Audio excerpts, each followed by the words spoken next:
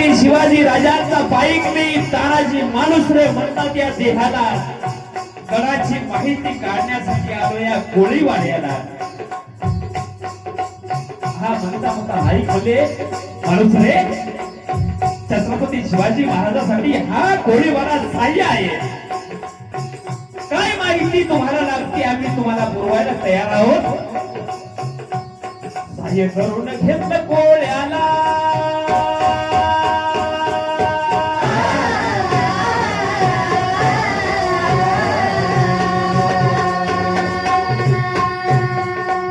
गडाची माहिती काढलेली आहे. अष्टमीची रात्र आहे. काळा खुंट अंधार आहे.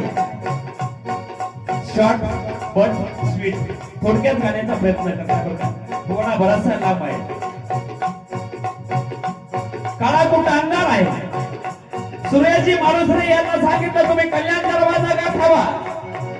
आम्ही दक्षिण दिशेला काटे कपारीत बोटे घालून वर येण्याचा प्रयत्न करूया. तेव्हा सूर्याजी कल्याण दरवाजाच्या दिशेने गेलेले आहे. बरेचसे मावळे त्यांच्या सोबत गेलेले आहे. आणि इकडं आपल्या सोबत असणारा एक मोकळ जनावर घोरपड. आता इथं प्रश्न आहे साहेब, घोरपड खरंच वर गेली का घोरपडे नावाचे सरदार वर गेली? मलाही कळत नाही अजून. इतिहास प्रसंग जसा वर्णन केलाय तसं मी सांगण्याचा प्रयत्न करतो, कारण खरा अभ्यास लोकांना चांगला पटना झालाय. असो, घोरपड वर सोडलेली आहे. ती पुन्हा खाली आली. पुन्हा वर सोडली, पुन्हा खाली आली. आणि तानाजी मालुसरे यांनी सांगितलं तिचं नाव यशवंती होतं. यशवंती का माघारी फिरलीस? काळ तुला दिसला, काळ मला खाणार. अगं काळाला मला खाण्याच्या बरोबर त्या काळ्याच्या खांडोळ्या केल्या जातील. फिर माघारी. हे मोकळ जनावर तर तर तर वर गेलेला आहे. स्वतःला कटे कपारी चिटकून घेतलं आणि बरेचसे बावळे त्या दोराला लटकून वर जाण्याचा प्रयत्न करत आहेत. गडावरील परिस्थिती अशी होती, मावळे तर दोर चढत आहेत, परंतु गडावरील परिस्थिती अशी होती, उदय भाण्या दारू पिलेल्या अवस्थेमध्ये धुंद अवस्थेमध्ये पळून आणलेल्या कमर कुमारीला काय म्हणत आहे? मावळे वर चढायला लागलेले. दोर कपारीला घासत आहे. दोर कपारीला घासत आहे. 60 मावळे त्या दोराला लटकलेले असताना दोर तुटला आणि दरीमध्ये 60 मावळे पडलेले आहेत. बरेचसे मावळे वर गेलेले आहेत आणि कमल कुमारीला उदय भाण्या काय म्हणत आहे?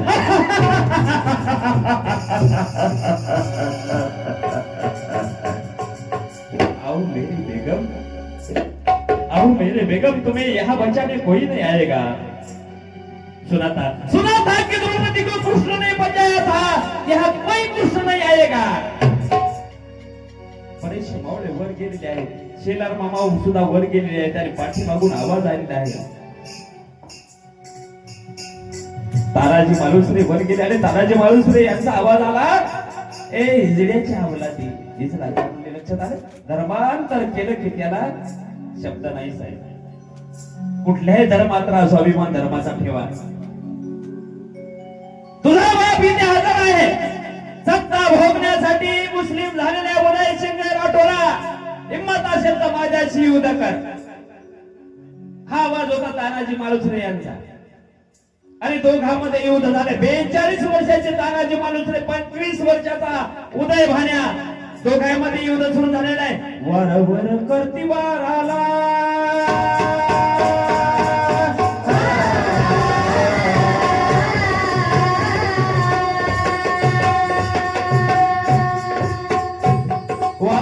करती वाराला, करती वाराला, करती वाराला.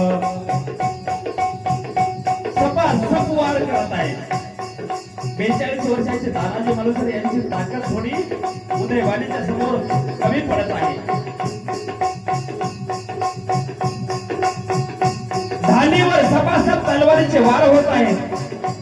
वारावर करती वार आला, वारावर करती वार आला, तानाजीच्या फोडलं ढालीला, फोडलं ढालीला.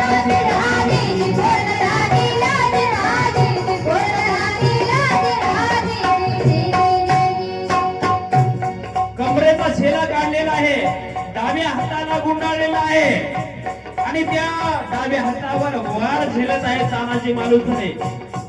वारावर करती वार आला, तानाजीच्या फोडलं ढालीला, कमरेचा छेला काढीला, डाव्या हाताला गुंडाळीला.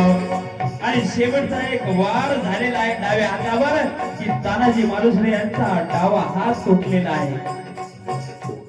सपासप देहावर वार झालेले आहे, रक्ताच्या थारोळ्या तानाजी मालुसरे पडलेले आहेत. आणि तानाजी मालुसरे रक्ताच्या थारोळ्यात पडलेले असताना सैरावेला मावळे धावत आहेत. मावळे धावत असताना सूर्याजीने कल्याण दरवाजा उघडलेला आहे आणि कल्याण दरवाजा उघडल्याच्या नंतर मावळे गडावरून पळून जात असताना दोर कापून टाकला आणि सांगितलं गडावरून उड्या टाकून मरा किंवा शत्रूशी लढून मरा. तेव्हा युद्धाला सुरुवात झालेली आहे. रक्ताच्या धारोळ्यात पडलेल्या तानाजी मालुसरे यांना उदय भाण्यात लाच मारून अंगावर धुंकून जात असताना पाठीमागून आवाज आला, हे जिल्ह्याच्या जातीच्या रक्ताच्या धारोळ्यात पडलेल्या पोराला लात मारून काय जातो, हिंमत असेल तर या 80 वर्षाच्या म्हाताऱ्यासोबत युद्ध करा. हा आवाज होता तानाजी मालुसरे यांचा. आणि मामाने मारलं उडाला,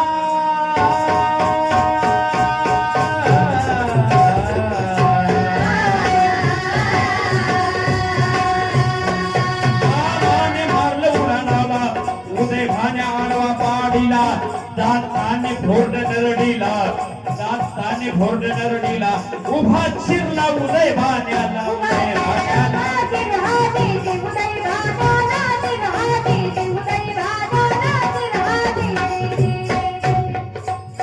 डोक्यापासून ते पायाच्या नखापर्यंत 2 भाग केलेले उदय भाण्याचे. आणि रक्ताच्या धारोळ्या तानाजी मालुसरे पडलेले पाहून इकडे तिकडे सैरावेला मावळे धावत होते. कल्याण दरवाजातून आलेल्या सूर्याजी आणि शेलर मामा यांनी दोर कापून टाकला. युद्ध सुरू झालेला आहे. युद्धामध्ये विजय झालेला आहे. युद्धामध्ये विजय झाल्याच्या नंतर त्याचबरोबर गवताची गंजी पेटली. गवताची गंजी पेटली म्हणजे राजाला कळालं की गड स्वराज्यामध्ये काबीज झाला. त्याचबरोबर वाऱ्यासारखी बातमी गेली की माझा सिंहासारखा ताना गेला. कोंढाणा किल्ल्याचं नाव तेव्हापासून सिंहगड पडलेला आहे. का? गड आला पण सिंह गेला, गड आला पण सिंह गेला.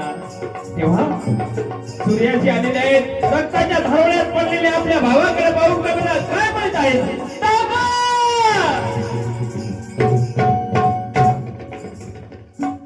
काय सांगू जाऊनी वहिनीला, कस सांगू जाऊनी वहिनीला, काय सांगू जाऊनी वहिनीला, कस सांगू जाऊनी वहिनीला. काय सांगू मी बाळ रायबाला, काय सांगू मी राजाना. हा म्हणता म्हणता राजाला बातमी कळाली, गड काबीज झाला पण माझा सिंहासारखा ताना गेला, माझा सिंहासारखा ताना गेला. आणि राजाने नाव ठेवलं त्या गडाचं नाव सिंहगड. स्वातंत्र्याच्या रक्षणाला झाले तयार. हर हर महादेव जोडी झाले अमर.